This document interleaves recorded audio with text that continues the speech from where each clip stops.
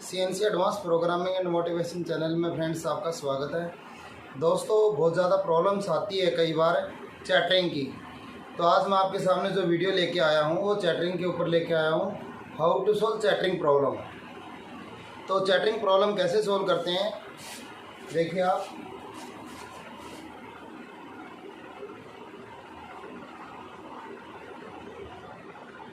Chattering सबसे पहले हमें पता होना चाहिए चैटरिंग आने के रीज़न क्या है, चैटरिंग आने के कारण क्या है, रीज़न क्या है। तो सबसे पहले रीज़न बता रहा हूँ मैं।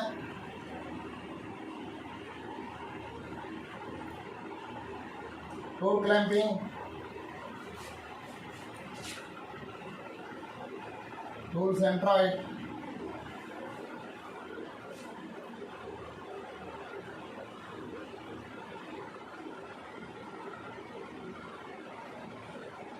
Insert grade,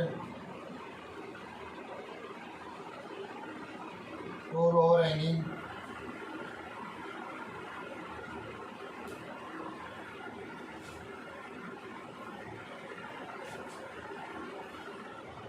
insert clamping,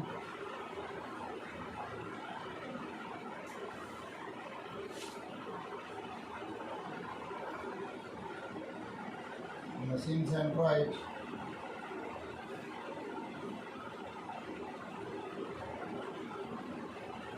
breadth of cut,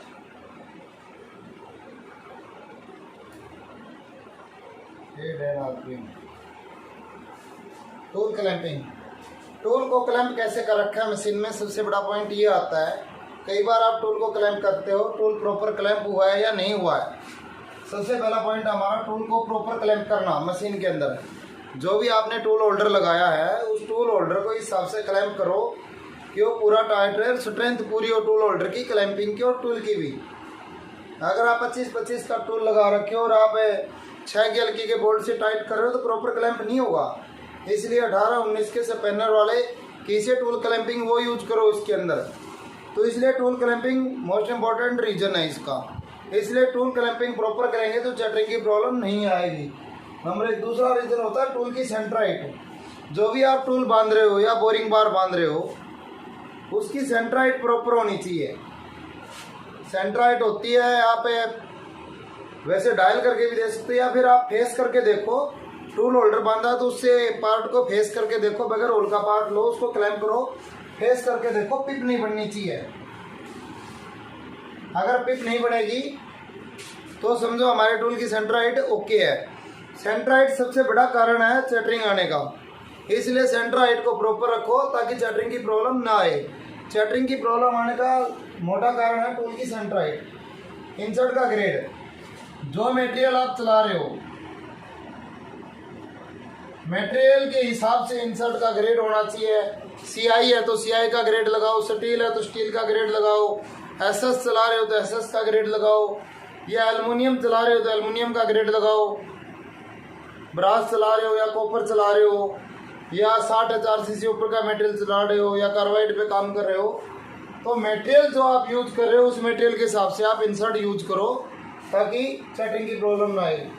अगला कारण है टूल या बोरिंग बार का ओवरहैंगिंग होना। ओवरहैंगिंग मतलब टूल को ज़्यादा बाहर निकाल देते हैं क्लैंपिंग के टाइम पे भी। हमारा इधर टायर स्टॉक के भी नहीं अड़ना चाहिए, ये भी नहीं होना चाहिए। कई बार सेंटर टू सेंटर क्लैंप कर रहे हो तो वो भी एक रीज़न है हमारा। टूल की ओवरहैंगिंग नहीं होनी चाहिए।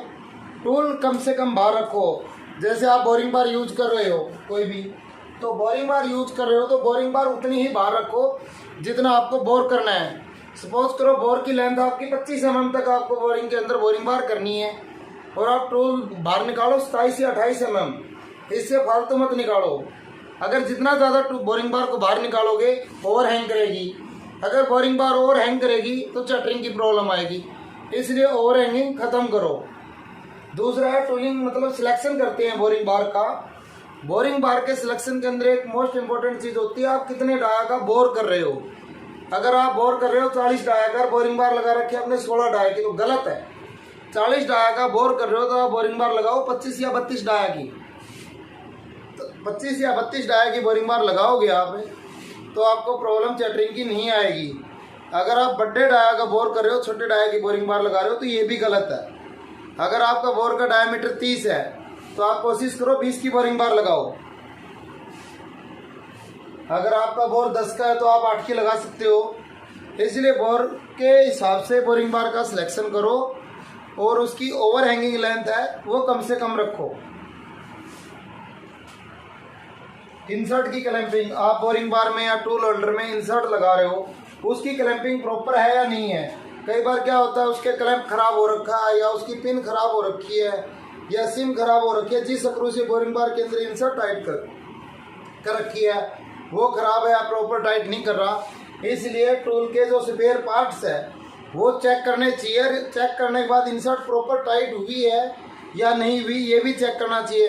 कई बार एम टाइप क्लैंपिंग के टूल है उसके अंदर VNMG का है या TNMG का है, जो भी आपने पहले पिन लगा रखी है वो पिन प्रॉपर है या नहीं है, पिन टाइट है या नहीं। पिन लगाने के बाद VNMG के टूल में इंसर्ट टाइट हो रही है नहीं हो रही, ये चीज़ चेक करो। इसके बाद टॉप क्लैंप को टाइट करो और क्लैंप टाइट करने के बाद में इंसर्ट को मूवमेंट करके देखो, एक साइड में लोड डाल के देखो कहीं आपका टूल तो खराब नहीं हो रखा है। कई बार क्या होता है साइड से खराब हो जाता है लोड पड़ने की वजह से, तो वो कारण तो नहीं हो रखा है। इसलिए इंसर्ट की क्लैंपिंग प्रॉपर होनी बहुत ज़्यादा जरूरी है। अगला मशीन की सेंट्राइड, जिस मशीन के अंदर आप पार्ट चला रहे हो उस मशीन की सेंट्राइड, टैरेट की सेंट्राइड ओके होनी चाहिए। या सेंटर टू सेंटर चला रहे हो तो आपका जो रिवॉल्विंग सेंटर यूज कर रहे हो या टेल स्टॉक है, टेल स्टॉक और चक्का जो सेंटर है उसका अलाइनमेंट भी आपका ओके होना चाहिए।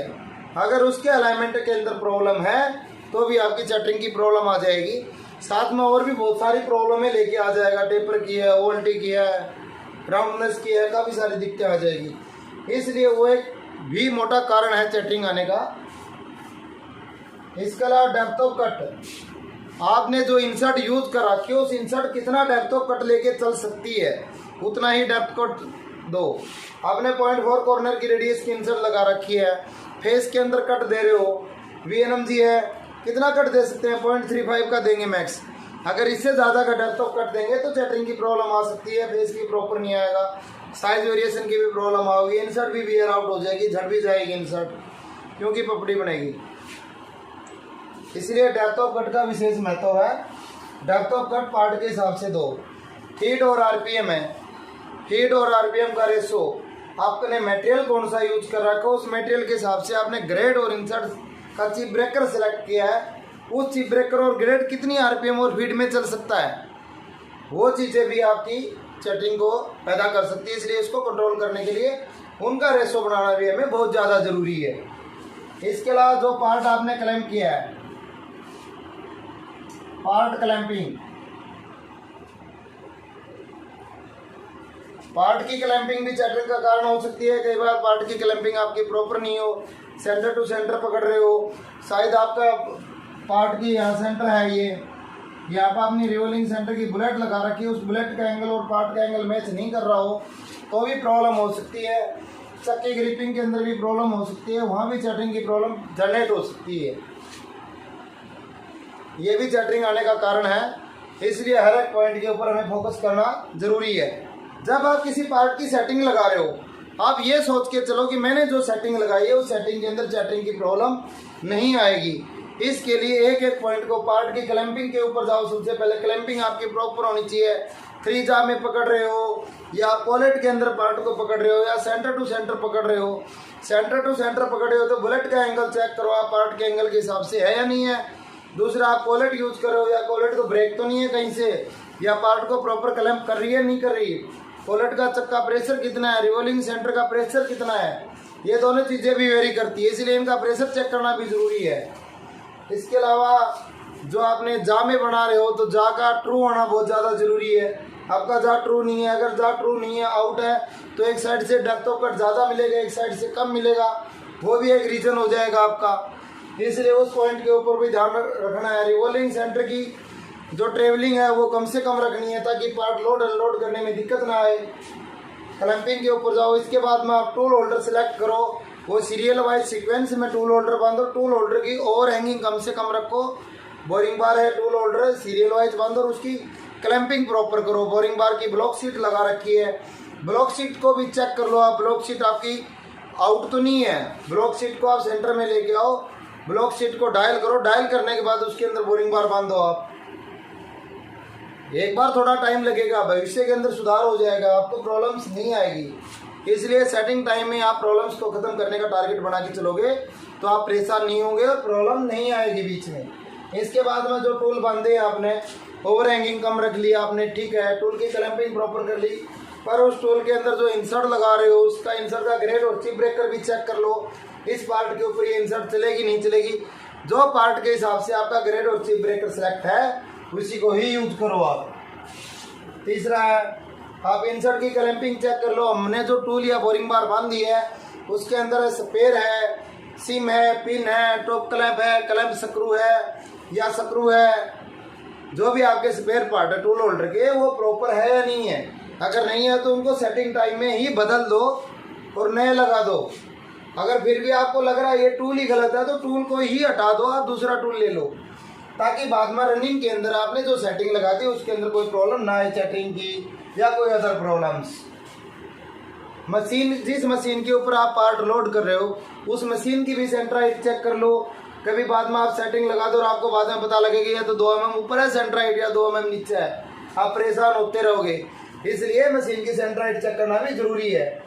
इसके बाद में आप ये देखो, आप जो पार्ट चला रहे हो उसके ऊपर डेप्थ ऑफ कट कितने मिल रहे हैं, रफिंग कर रहे हो या रफिंग के बाद फिनिशिंग कर रहे हो, फिनिशिंग के लिए रफिंग से मार्जिन कितना छोड़ा हमने, फिनिशिंग के लिए डेप्थ ऑफ कट, वो चीज़ें भी चेक कर लेना सेटिंग टाइम में बहुत ज़्यादा ज़रूरी होता है।